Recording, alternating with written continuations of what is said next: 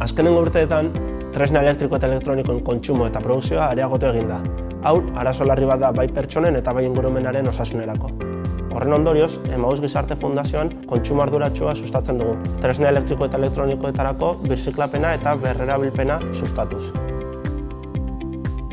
Hondakin hauek 7 frakzioetan daude banatuta. Gure fundazioak 4 modu ezberdinetan jasotzen ditu aparatu hauek.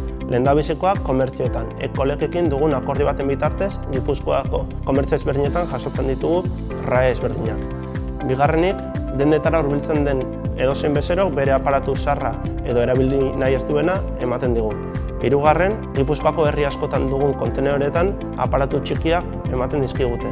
Eta laugarren, dugun bilketa taldearen bitartez, telefono batera deituz eta bilketak antolatuz.